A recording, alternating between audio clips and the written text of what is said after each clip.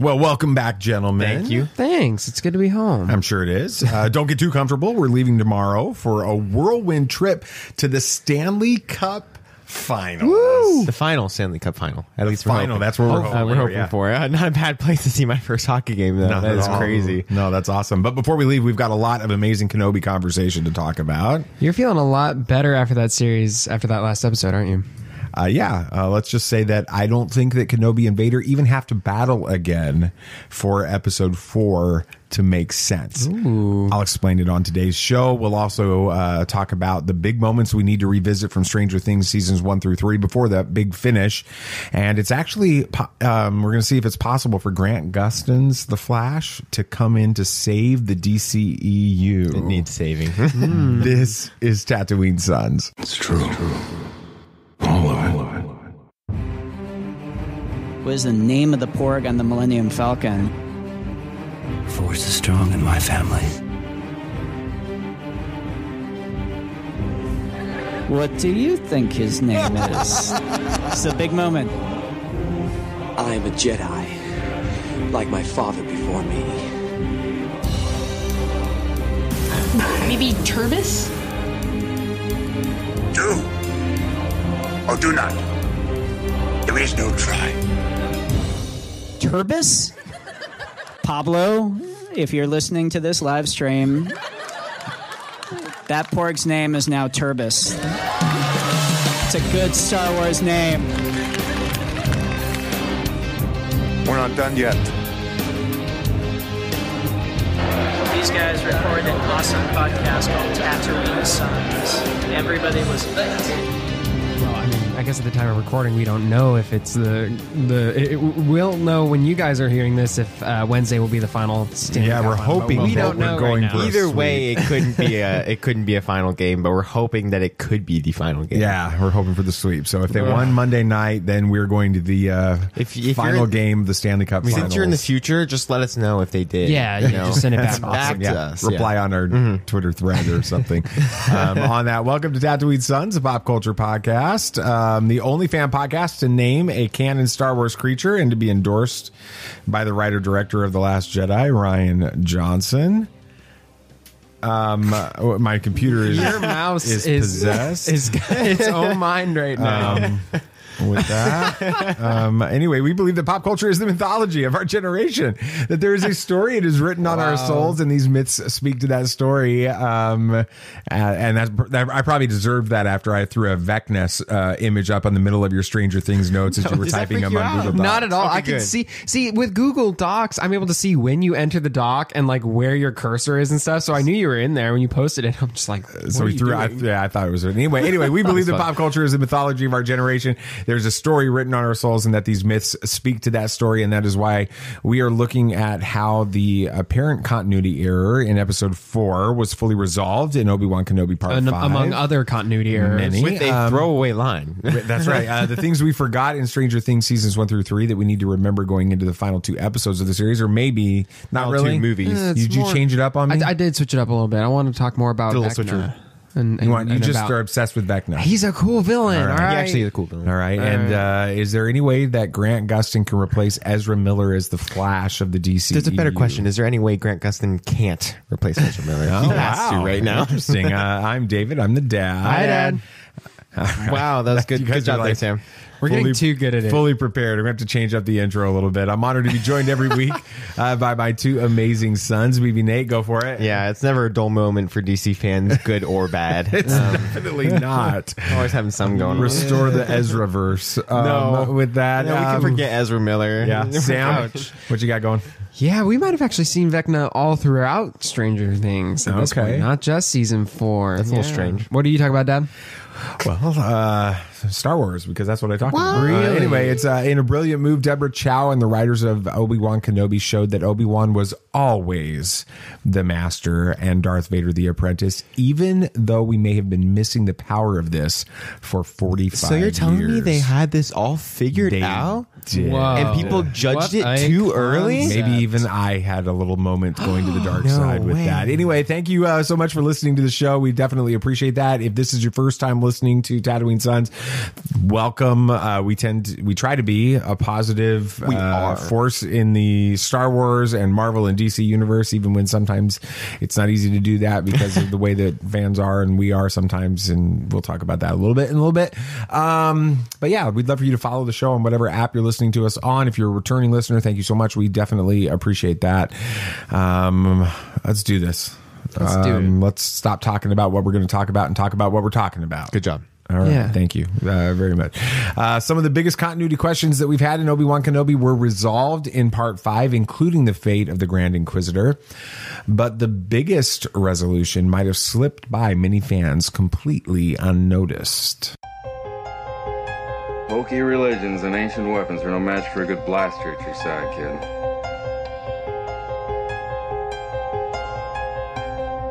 Rebellions are built on hope. Force is with me, and I am with the Force.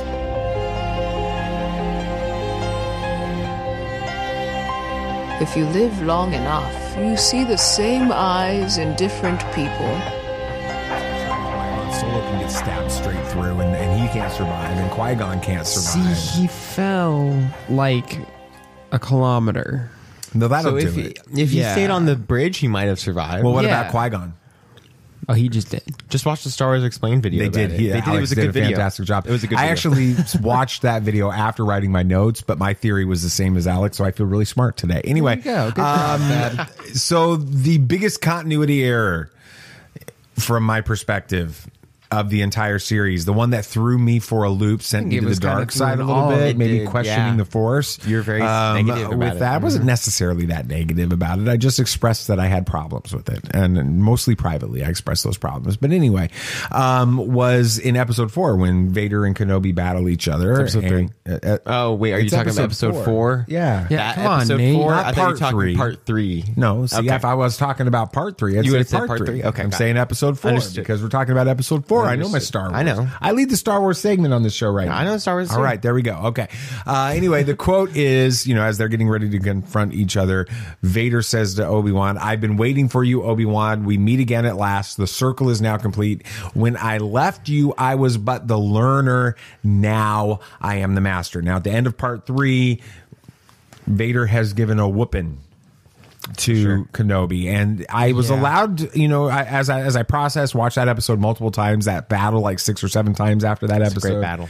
I came to the resolution Was that it really a Kenobi battle? wasn't really fighting back, that he was resisting, he was trying to he was off his game because of knowing that Anakin was alive, seeing Vader doing the horrific things that he did in that village and all that. It threw him off, and so I gave Kenobi a pass on that, but I wanted a big confrontation between the two to make that quote make sense. All right. So this quote has been a point of great concern and frustration for a lot of us Star Wars fans since the end of part 3 of Obi-Wan Kenobi. Those that maybe are a little bit more wise and more at one with the Force, like you, BB Nate, have been encouraging patience as we wait for the conclusion of the entire story being told. BB Nate, why do you think this one quote has been such a sticking point for so many of us? Well, I think it is warranted, the worries for it, but I think that a lot of people, just like with, and not even in this, just judging the show itself, judge it too early. I've heard a lot of people that said, okay, this most recent episode changed my mind on what I thought of the series. It's great now. And so I think that people were just, like Star Wars fans do, immediately jumping to that it's not going to be resolved and it's breaking canon, but they had this figured out. They knew what was going to happen, and we did see in the most recent episode how that was going to be resolved. There's a lot we don't know. There is a ton that we have to still figure out. We don't know everything about Star Wars. We aren't the ones creating the story. We just got to wait a little bit. So I think why people were so sticking so much to the quote was because they knew that, and they thought that the stuff that we've already ingested, no matter what's coming out in next week, is what's breaking the canon. So yes, at one point canon was broken, but it was fixed next week. So yeah, I mean, it's definitely a very important quote. There's a lot of weight to it. It's not a throwaway line. It's the first thing Vader says to Obi-Wan after seeing him for 9 years. It is a critical moment in their story. It is a rightful sticking point, I think. And I think we were, fans were right to be concerned with how they were going to address it. Now, I was never worried that it was not going to be addressed. I knew that the writers and producers and all of that had this in mind when they were making the series. There was no way they couldn't. As to how they were going to resolve it, obviously none of us really knew. But I think that they knew what was going on, and I think that's all right. But I think fans were warranted in being concerned with how they were going to handle it. Okay. Part 5 of Obi Wan Kenobi, this episode that just came out. Initial reaction just on the episode, like one sentence or one word even. What'd you think? I thought it was really good. I thought that the ending kind of summed things up and created a good setup for the finale. I know there's about one thing that all Star Wars fans can agree on, and that's that Vader's awesome. Yeah. Okay. So. All right. Well, it begins with the Attack of the Clones era Anakin in a training session with Obi-Wan, and these flashbacks actually continue throughout the entire episode. And it kind of seems that both Darth Vader and Ben are thinking about this same moment throughout the events that we're seeing. So, Sam, first, what was your reaction when this episode opened and we saw Anakin on Coruscant? I was really, really surprised. I don't think anybody saw anything like this coming. I know I didn't, at least. But it was, it's like the quote from Palpatine, surprised to be sure, but a welcome one, I loved that they threw this in there. And it kind of helped justify why they brought Hayden back. I mean, I was glad he was back at all, but now that we actually get to see his face and him as Anakin again, it was cool. But it was kind of heartbreaking, because we have the full story, and it's also been decades, well, not decades, but it's been a while. 20 years. Yeah, been a long time since Attack of the Clones. So it was cool to see the two back in that side of things. Yeah, it was great seeing Hayden back as Anakin, and even though he looked a little older, it didn't really take me out of anything. I thought you've seen the 40-year-old Padawan. Yeah, exactly. Yeah. I mean, yeah, he looks old, but you just tell yourself, okay, sure, like that's just how it is. Exactly. And move on, But I really liked it. I didn't expect it, but I was just super excited to see it, and it was probably the best part of the episode, the flashback sequences, I'd say. Okay.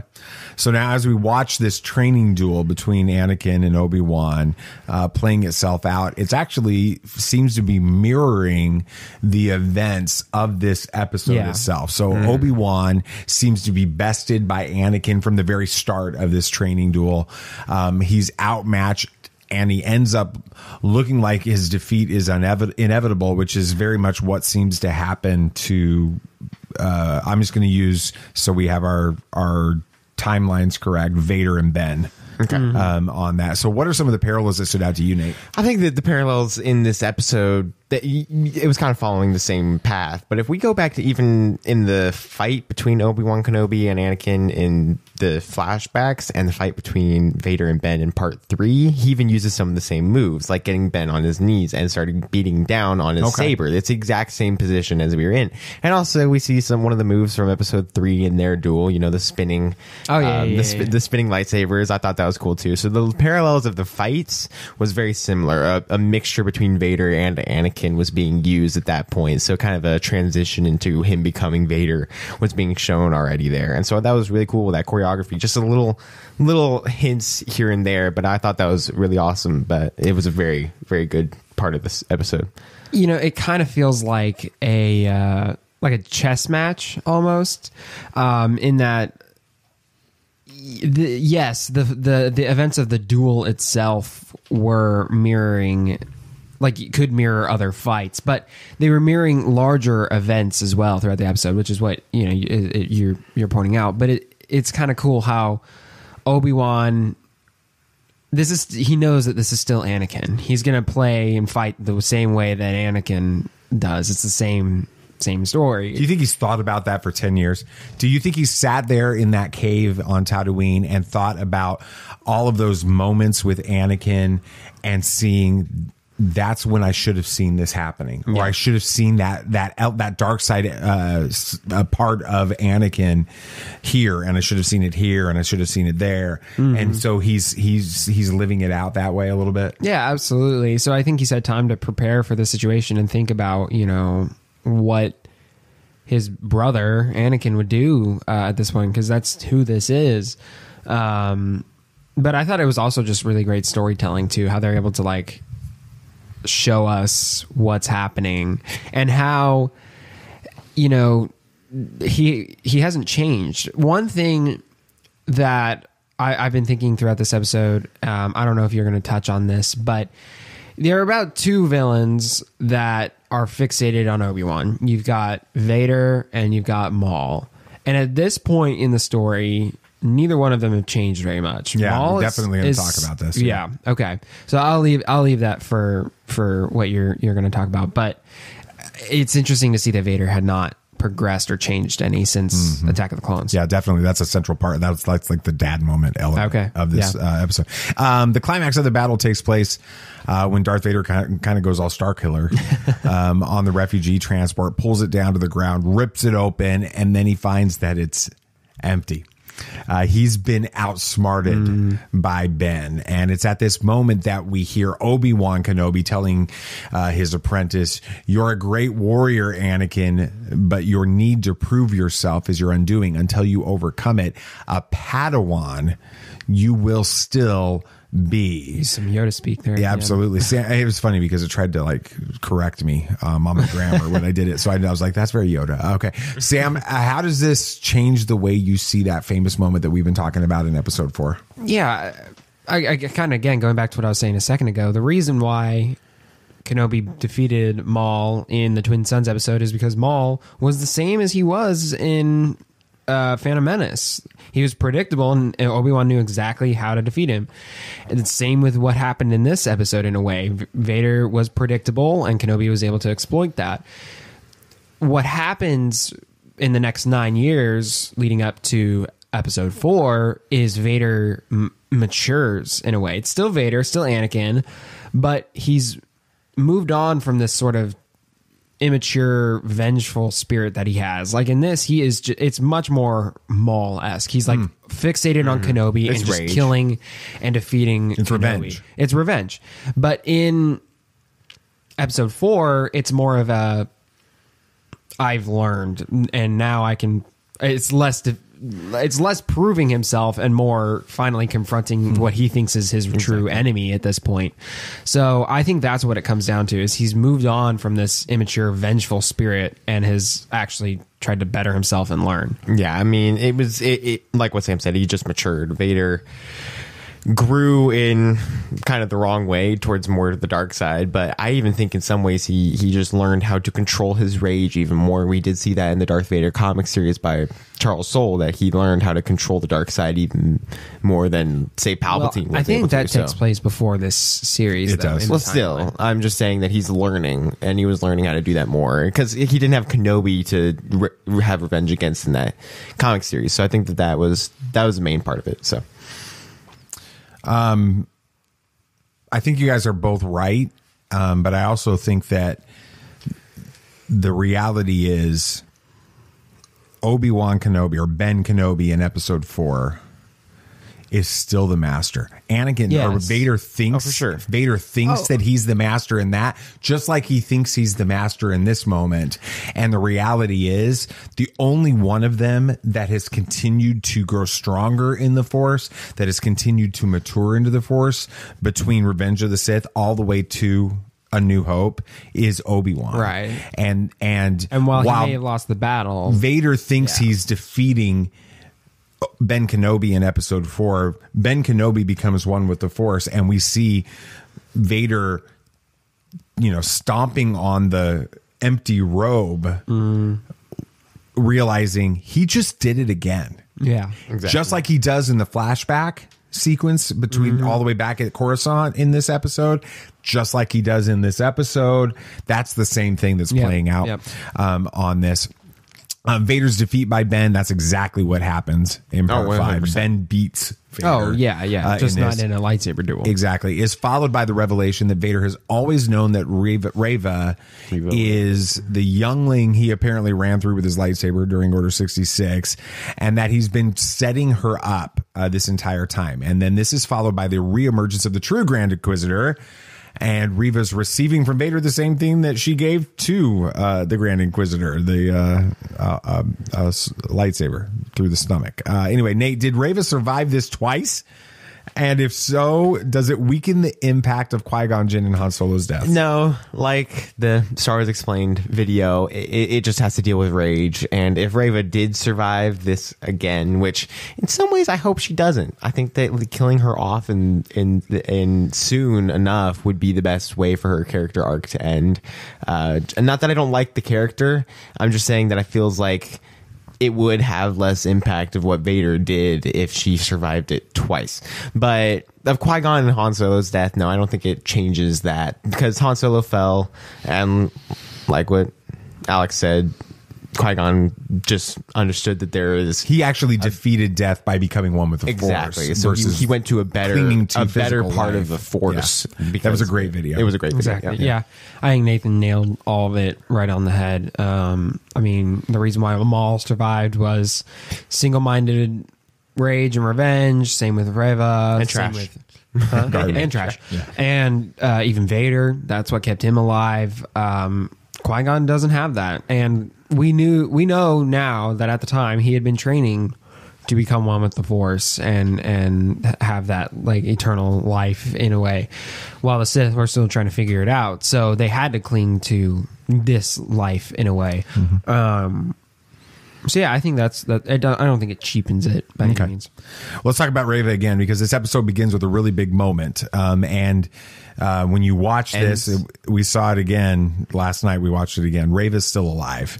And at this point, she knows now that Luke is on Tatooine. And it kind of seems to be implied that she's put 2 and 2 together and gets that Luke and Leia are Anakin's children. Did you guys get that idea from this? Didn't. Maybe. She knows something is up. Yes. Well, yeah, but I don't think she's put all that together yet. Well, I think if nothing else, she knows Obi Wan is protecting Luke. Yes. Or some kid. I don't think he ever even says Luke. Okay.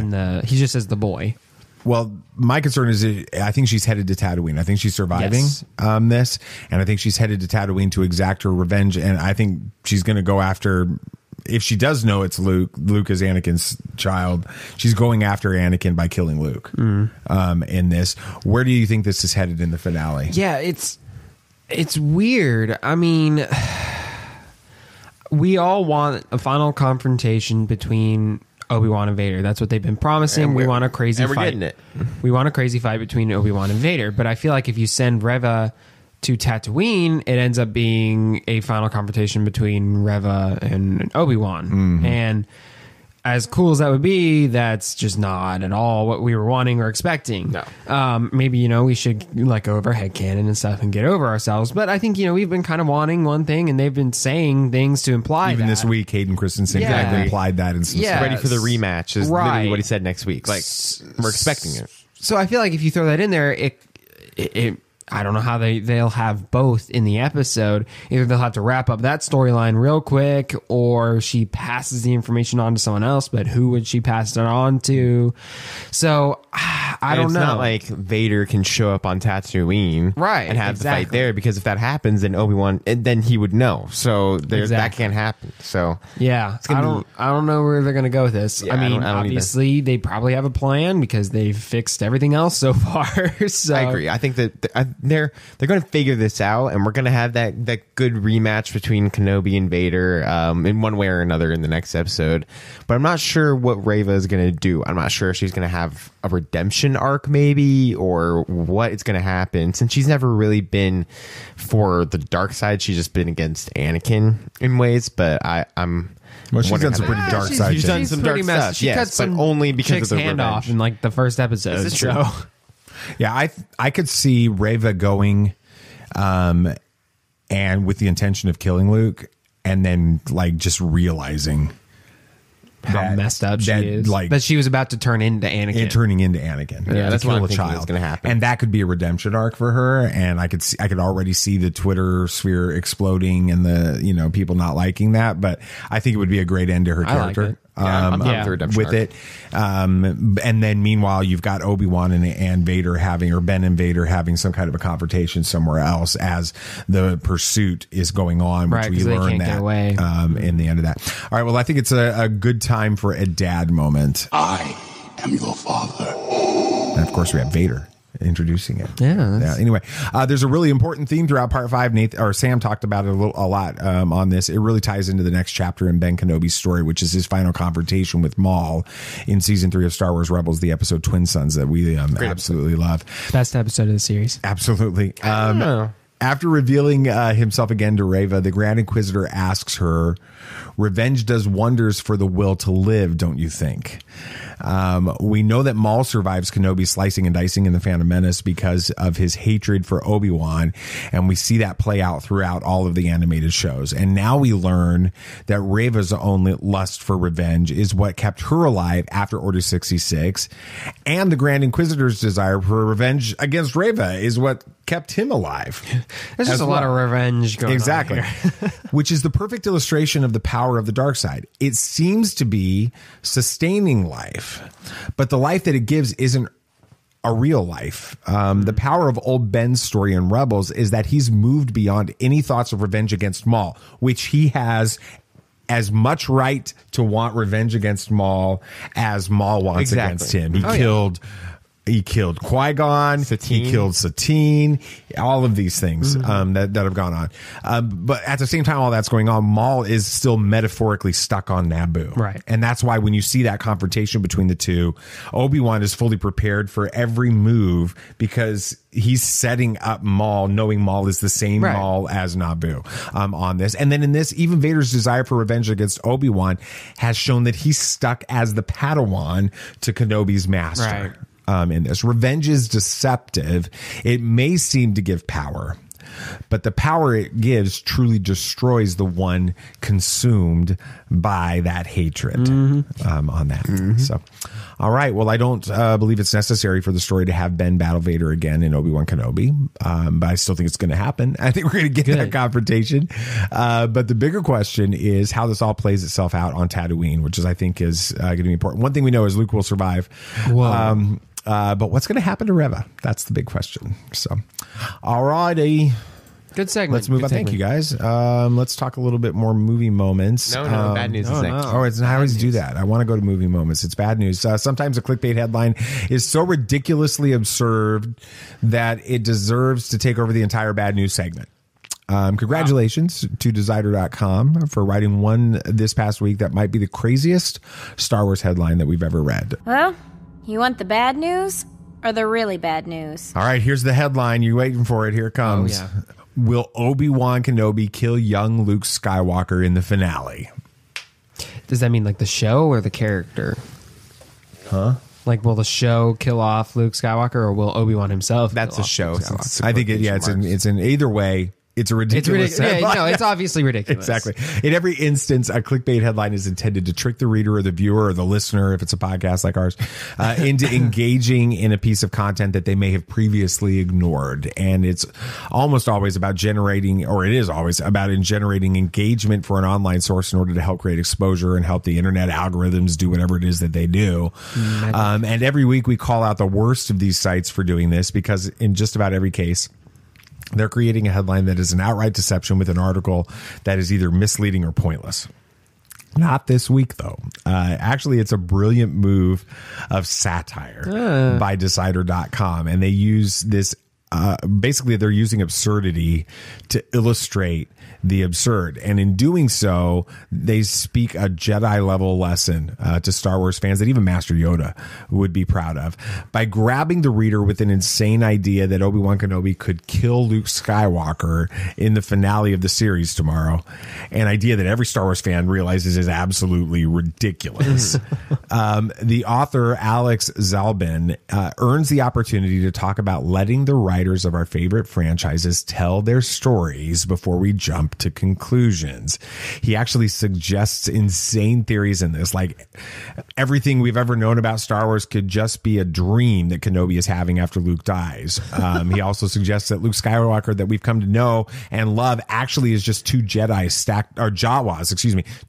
stacked on top of each other, pretending to be the future Jedi Master. Zalben does this, and he tricks the reader into thinking this is crazy. Everyone knows that this can't be what happened. And that's the moment that he earns the right to speak the words that Obi Wan Kenobi first uttered to Luke 45 years ago. Trust your feelings, patience. We know that people behind the series love Star Wars as much as we do. They know that Darth Vader claims that the last time he squared off with Obi Wan Kenobi, Obi-Wan was the master. They also know that the Grand Inquisitor is alive and well to chase Ezra Bridger and Kanan Jarrus around the galaxy in Star Wars Rebels. Our part in these stories isn't to question every move in the story while the story is still being told.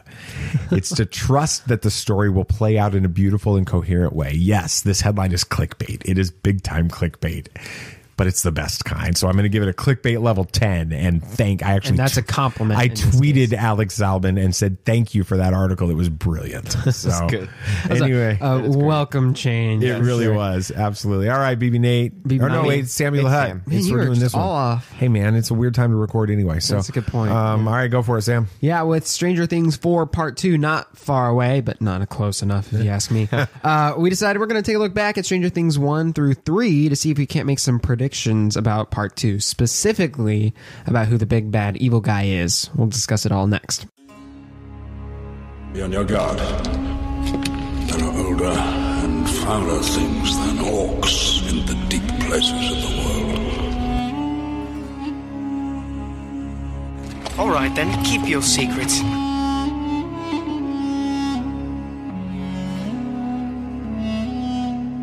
You're coming to us. Is as the footsteps of doom.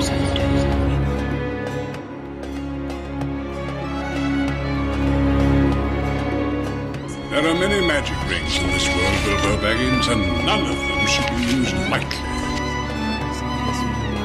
It's like, the three Spider-Man pointing at each other, but it was like Vecna, O1, and Henry Creel all pointing at each other, because it's like all the same person. So I sent it to Nathan, and I sent it to Savannah.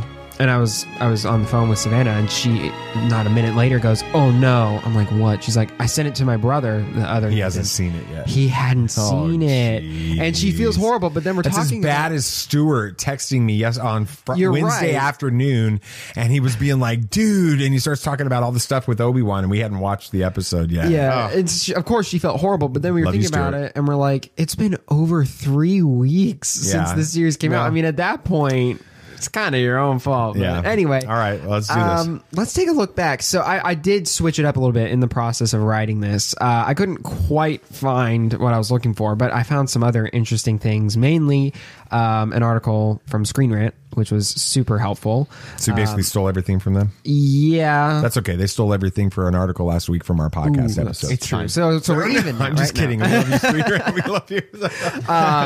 But, it was interesting. And with some conversations we had over this weekend with some kids in the youth, it got me thinking.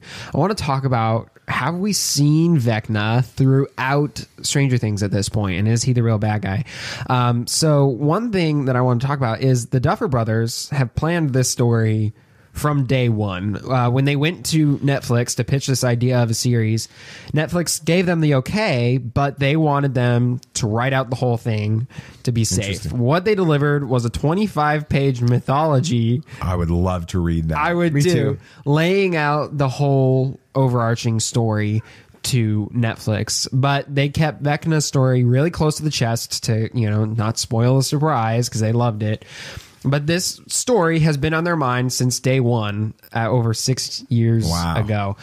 Nate, do you really believe that they had this exact story in mind this whole time, or was it more of just like a general idea they had? I don't think exact like how it went out, but I do think that they had the overall outline laid out. I think they expected Vecna to be who he was since the beginning, and I think that they knew that, and they're going to put little hints throughout the series, and then finally reveal it in this final season, which again is so amazing that in 2014 you can make an original IP and it become this popular and be so one of the biggest so TV big. shows, I think, of all time. Yeah, it's crazy, and they're geniuses to come up with this and keep it so close to their chest and have not compromise and have a satisfying execution at the end and reveal. I think it was really well done. I am curious as to whether or not this 25-page mythology is akin to the Adventures of Luke Starkiller, like the original script for Star Wars that took multiple iterations and changed a lot and stuff. I would be interested to read it and see how much of it is the same. I hope after this series finishes up, they post that. Would be really it. That would be really cool. Dad, knowing that they had this plan from the start, do you think it was executed well so far in Stranger Things 4, or could it have been done a little differently in your opinion? In Stranger Things 4? Yes. Yeah. What they like the reveal and all that with. Do you think Vecna. it was executed well, or could they have done it differently? Since it's been the whole series or just the season? I guess the reveal of everything. That's a great question, because I wasn't the big revelation for me that it was for you guys. And so I think that they could have done more to show me those connections. When you're watching a series, it's not, it's not a 4-season TV series where it's 2022. So you watch a season in 2018, 2019, 2020, 2021, and now 2022. And you have a chance to watch it close together. I mean, this is going back even further than that. And so, and it's this weird Netflix phenomenon where you're binging whole episodes, seasons at once. So there's a whole year in between or more between seasons. Like 3. It makes it harder to remember those connections. You don't have a chance to talk them through, and like we do on this kind of stuff. So I think that's the only part of the execution that I think is still struggling is the fact that you don't have that chance. Yeah. Okay. Well, you'd mentioned that if we don't have the opportunity to really remember things that have happened previously. But in this article, they actually mention a few points that could point towards Vecna. And we even, over this weekend with the youth, talked about a few of these points as well. And so it's pretty interesting. There are about 3 moments, one in each season, actually, that really seem to allude to Vecna.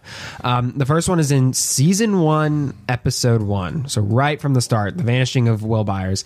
When he's riding down the road in his bike in the dark, comes across this figure in the middle of the road. We're led to believe it's the Demogorgon that escaped from the lab, but it's always shrouded. We never actually really see it. Okay. And when he falls off his bike, there's a sound that plays that's pretty similar to the clock sound. Interesting. As he's being chased through the woods, he gets to his house. He puts that little slide lock on the door or whatever, with the chain, and is running around. And this figure comes up to the door. Never really see it, but all of a sudden that door lock from the inside unlocks itself and falls down.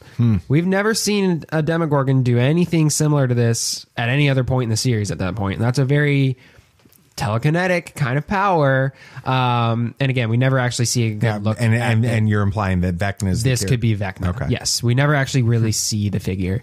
Then in season 2, episode 4, Hopper finds these tunnels that the Mind Flayer had been building underneath Hawkins, and when he enters it, right at the end when it cuts to black for the episode, there's a sound that's even more reminiscent of the clock chime. Okay. I actually pulled up the clip on my phone when I was researching this, and I was like, yeah, that's pretty unrecognizable. Cool. That's cool. And then this one is real close, but in season 3, episode 2, Billy, he's pulled into the Upside Down by the Mind Flayer, and he goes into this phone booth and he's trying to call 911. And at that point, we hear 4 chimes ring out that are even more reminiscent of the sound. So it's the further into the series you get, the more clear the clock becomes. Yes. Yeah. So it had been, throughout the series a bit, but you got to really look for it. Nate, I want you to call it here, make her prediction. Has Vecna been pulling the strings this whole time? 100%. I think I called that after season 4 ended. I think that I think I called that since before the season 4 even came out. I thought Vecna has been the big bad the whole time, pulling the strings and just trying to become more powerful due to his psychic powers, which we found out that he grows power after training them, and basically kind of like working out.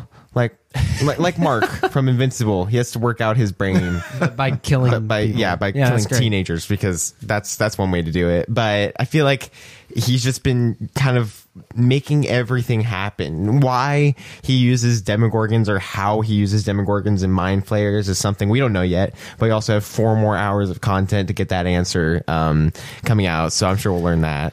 Yeah. Dad, do you like the idea that Vecna could have been the big baddie of this series the whole time? And you kind of alluded to this a little bit, but if so, would you want them to better explain how this is the case? And like you said, Nate, like why is he doing these things the way he does in the next 2 episodes? Well, you absolutely don't want to have a season 4 that's supposed to be the climax and the end of this entire series, and then have Vecna be the general underneath one of the other bad guys, which is what it was implied early on in this, wasn't it? Yeah, by Dustin. He thought the Mind Flayer was the big bad guy. Exactly. Yeah. So, which, I mean, you would, because it was a big bad for the past right, season. but you don't want that to be the case. If they're going to have this happen here, you want him to be the emperor of this story, right? The bad guy behind the scenes has been doing this the whole time, and he's coming out and doing this. Mm-hmm. But having said that, I want flashbacks. I want some reconnections. I want to see things happen in these next 4 hours, which is awesome, by the way. That is awesome. It's great. To allow you to have that satisfaction of not feeling like, I really wish I would have gone back and watched seasons 1 through 3 again right before watching this. Mm-hmm. Reward the ones that have watched it over the history of the show by letting them get those callbacks that help them remember things in it without having to have watched all of those episodes all over again. Yeah. Like you both mentioned, Dustin calls Vecna like the 5-star general to the Mind Flayer. Nate, you seem to say that you don't think this is the case. No. So is the Mind Flayer just another henchman for Vecna? I think so. And you can't blame Dustin or any of them for thinking that the Mind Flayer was the big bad. I mean, they don't know. It was giant. It was scary. It was tormenting them for 2 years. You would expect it to be the big bad guy, and this was just another henchman of that big bad. It makes sense for these teenagers to think that. It's honestly great writing for them to do that, and we know otherwise. And so I feel like it's great that they're doing that. I don't think that Vecna is under the Mind Flayer, just because that wouldn't make sense of why everything would be happening. Now that we know that Vecna was kind of put into the upside down by El, it makes sense why he was hunting El and trying to get more powerful. So I think that it just, everything's kind of starting to make more and more sense. Mm-hmm. Now I'm going to try and explain this as best I can, but I heard this theory from like New Rock Stars about like the Mind Flayer and Vecna, and I'm going to try and explain it to the best of my recollection. But basically they think like neither one of them are really the big bad guy, and what's going to happen here is they're going to like kind of come together. They explain like that there's these vines that are all throughout the upside down. Yeah, where do they lead to? Mm-hmm. What are they connected to? Well, they think they're connected to this thing. There again, they used D&D terms to explain it and use a D&D character to explain it.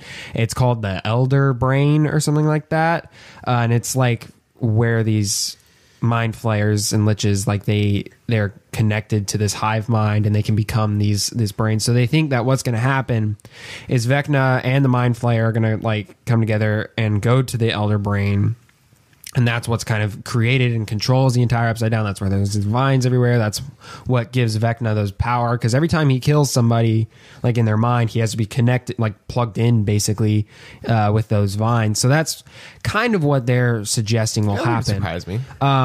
Do you like this idea? Do you think they'll go there? Do you even think they'd have time to go there in these 2 episodes? Basically introduce a whole nother overarching villain in a way. Yeah, I definitely think that they'd have time. I mean, if you think about the fact that this 4 hours, this is like longer than Endgame.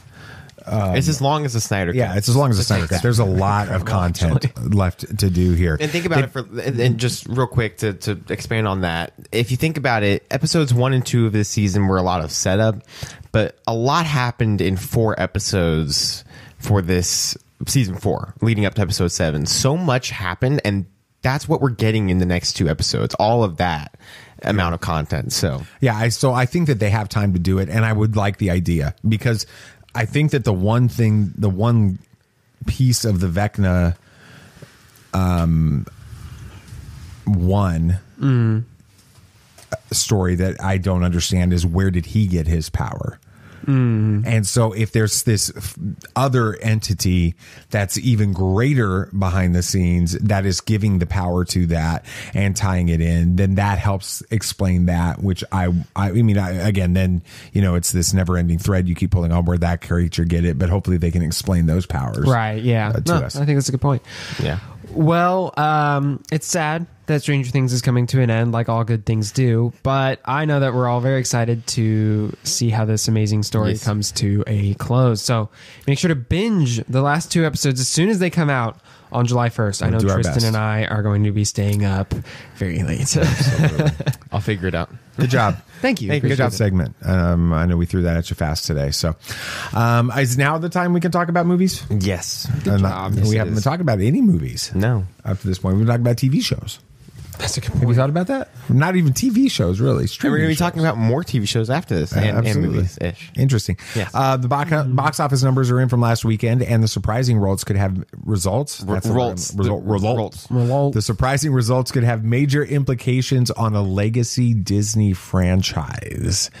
Yikes. That's next on Movie Moments. At last we will reveal ourselves to the Jedi. At last we will have revenge. Oh, 2 new releases this week. The first one is The Black Phone. It is about Finney Shaw, a shy but clever 13-year-old boy, is abducted by a sadistic killer and trapped in a soundproof basement where screaming is of little use. I'm out. When a disconnected phone on the wall begins to ring, Finney discovers that he can hear the voices of the killer's previous victims. Oh my gosh. And they are dead set on making sure that what happened to them doesn't happen to Finney. I don't think so.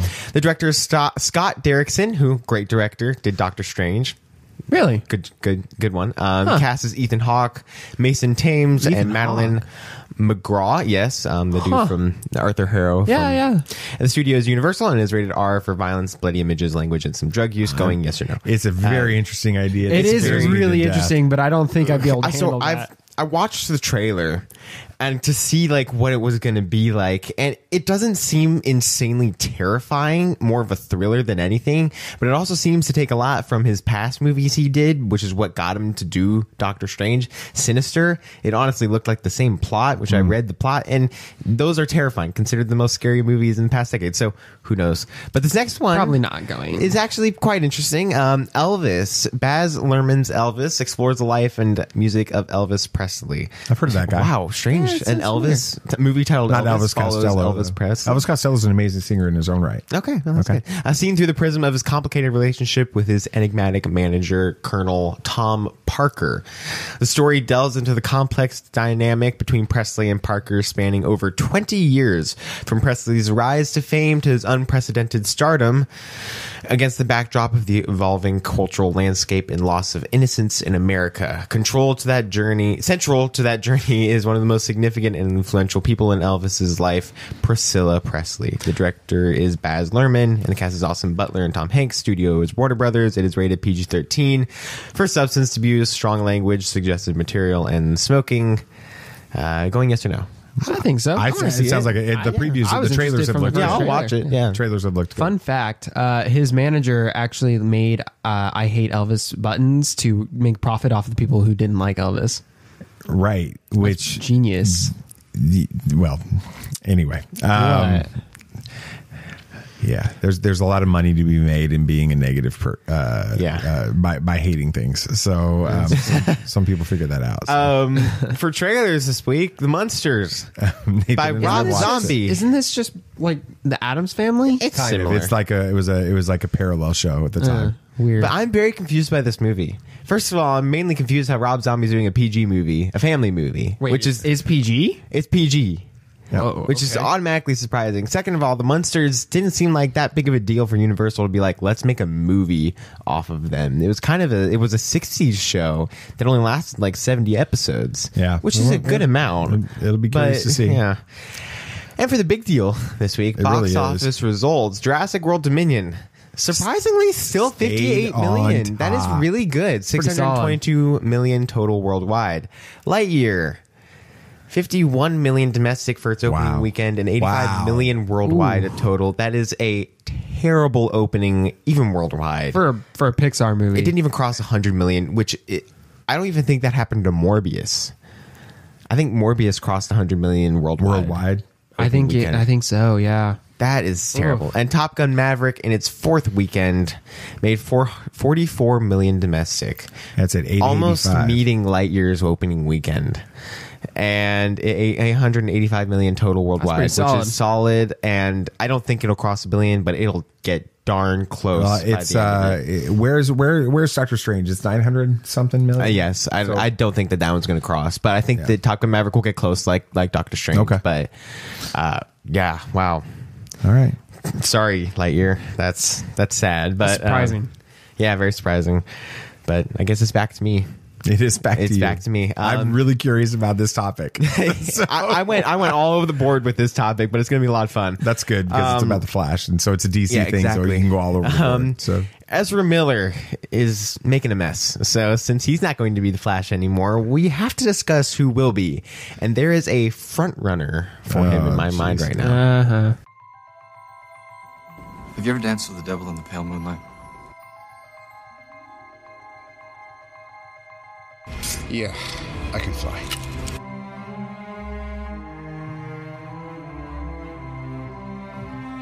I'm here to fight for truth and justice in the American way. The people in this room, which one is A, wearing a spangly outfit, and B, not of use? There's only one God, man. And I'm pretty sure he doesn't dress like that. That man has no limits.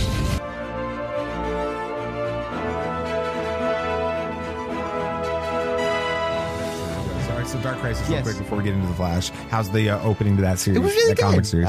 Really good. Is it a monthly series? It is monthly. So yeah, but they also have a ton of tie-ins. Okay. So the problem with big events is all the tie-ins make the series better, and I want to get all the tie-ins, but it's hard to get to the comic store. Yeah. But that's figure it out. Yeah. So I guess we'll just jump right into this. So the Flash show has been running for years, and it's been met with mixed reviews over the seasons, but it's mainly positive from the positive side of fandom. But one of the highlights of the show that everyone can agree on is Grant Gustin's Flash. I'll agree with that. When the writing is good and the moments are right, he can be a really good Barry Allen in the Flash. Barry Allen. Yeah. Sorry. So Dad, you do watch the Flash. I do watch the Flash. We're in season 5. We're in season 5 now. Yeah, it's not. Cicada's an okay villain. So, what do you think of Grant Gustin as the Flash? He's become a much. I don't know if it's better writing or better acting, but Grant Gustin's Flash has been better the last several seasons. It's a couple seasons. So, the interactions he's got with there are some moments. Where he interacts with Iris, when he interacts with Joe, that are really good. I think the best ones are Tom Harrison, any character Tom Cavanaugh plays, or anything a character that are fantastic. So. I like Grant Gustin, and I think he's done a fantastic job. And funny thing, you have a very unpopular opinion in that stage. I honestly think that the show has gotten better over the seasons, but people think that it reached its peak at season 2 and has been on the downhill ever since then. And I honestly thought that season 2 is the weakest of the two. Exactly. I thought season 4 has been the best so far. That was The Thinker and all that. I thought it was really good. But Sam, you haven't seen the Flash show, but you've been exposed to his version before from Savannah and Us.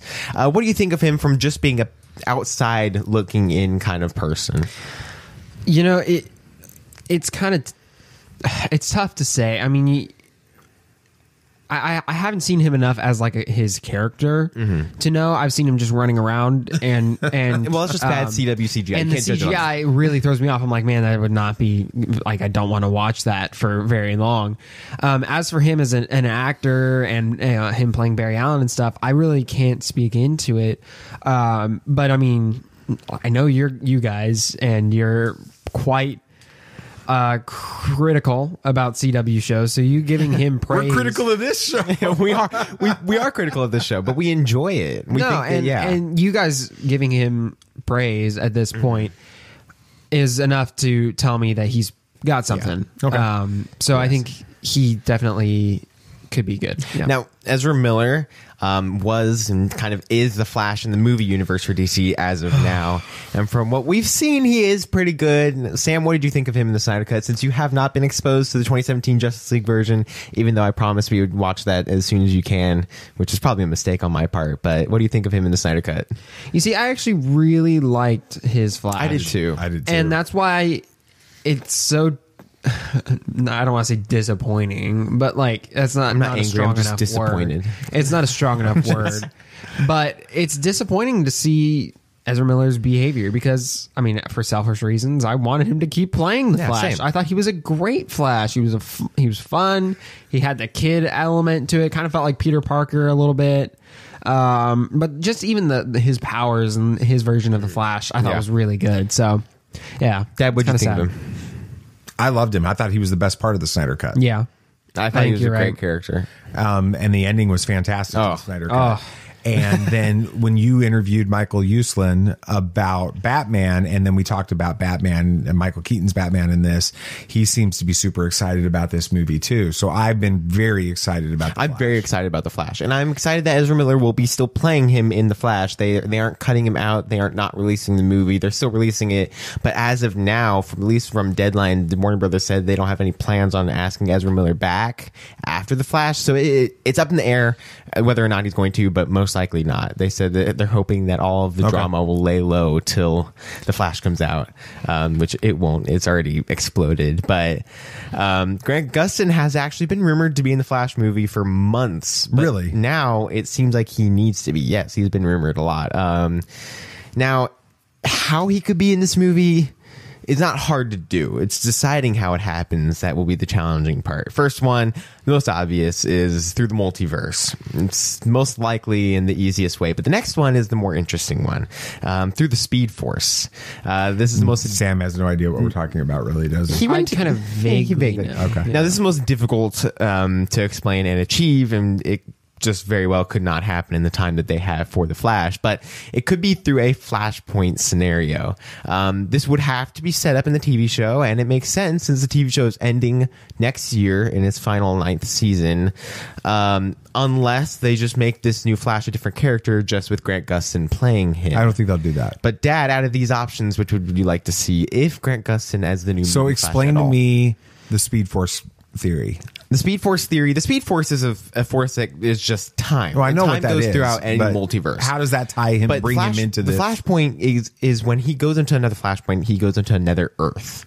That's what happens in the Flashpoint paradox. He goes to Earth 3, which is the new timeline that is created with Thomas Wayne and all that stuff, and even. How is that different from the multiverse? It's not different really from the multiverse. He's just able to access it through the Speed Force. The multiverse is also could be timelines and stuff as well. But since the main Earth is, say, let's just use the Flashpoint paradox as the main example right now. The main Earth is still going after Barry goes back in time to save his mother.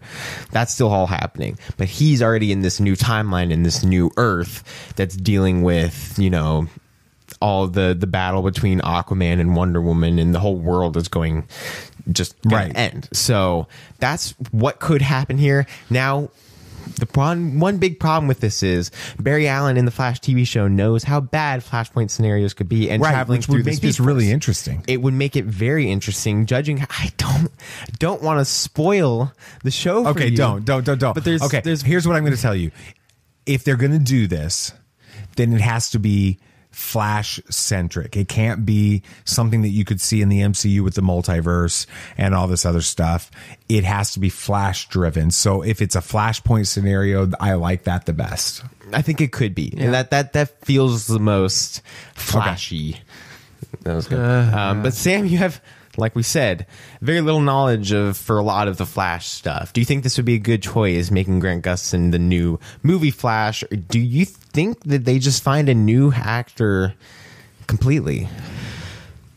I don't know. I mean, I don't think it would be hard to do. We already know there's going to be other Flashes in this movie. Like there's even like a girl Flash, isn't there, or something like that? No. I don't know who I'm seeing then. But anyway, I'm trying to remember from the trailer. I don't even know if I've watched the trailer. Yeah, I haven't even watched the trailer then. But I don't think you make it a new actor. I think you bring in Grant Gustin. It's like all the talks about Daredevil and stuff in the MCU. People would have been very upset had they brought in someone other than Charlie Cox to play Daredevil. Now, granted, Daredevil is a very different caliber of show to the CW's Flash, but people like Charlie Cox as an actor and his version of the character. There are a lot of people who like Grant Gustin and his version of the Flash. So I think you bring him in, and since you guys say he's doing better, maybe it's better writing, whatever the case may be, I think he would be a good replacement because I don't think they can continue with Ezra Miller. If you're going to do it, you have to have him sing.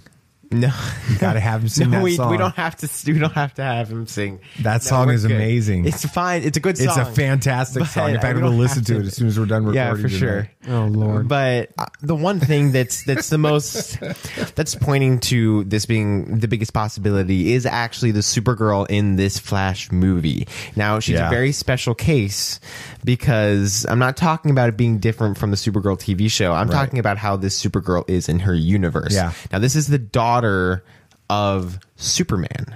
Not the same thing. Well, at least the name of her is the daughter of Superman, only created from a dream sequence in the Injustice comic series that had one half of an issue. Gosh, it's a very DC big is so deep dive. DCEU is so messed up right now. It's an insanely it's such a deep dive, but they could be going that direction, and it seems like they are going to. And honestly, it's one of the most. It's not the same actress from the CW. No, it's Sasha Cal. I think is, which the whole sequence is very heartbreaking in the Injustice comic series. It was if Bruce actually killed Joker himself and not Superman after Joker did all the stuff he did in the Injustice world, and then Batman actually turned himself in right after that, and so Superman actually married Wonder Woman, strangely enough, and they had Supergirl in this universe, which is going to be her, or at least her name is. So it's very, very weird and interesting how they're going to, turn this stuff with that. But I'm very excited to see how it's going to happen, and I guess we'll have to wait and see what happens with Ezra and the future of the Flash. But till then, the Flash will still be running on the CW till its finale in season 9. Running. You're terrible. They've made me stop doing dad jokes, and then they just do the dad jokes. It was right there. And it's Father's Day, like the day after Father's Day when we're recording this, and I'm not allowed to do dad jokes. I got criticized for my dad jokes yesterday. I didn't criticize when you. You gave Nathan the segment. You just had to expect him to take and run with it. Oh, yeah. And we've already passed the finish line. So. Oh, God. Anything else you guys want to talk about? Anything else? Yeah, Marvel's developing a Wonder Man series with Dustin Daniel Cretton and Andrew Guest. Wow. This is confirmed. This is legit. This is not a clickbait article or a rumor. We had to look up who this character is because we are not familiar with Wonder Man. But there's a lot of connections to Wanda and Vision, which I think makes it a really interesting character on that. Yep. So.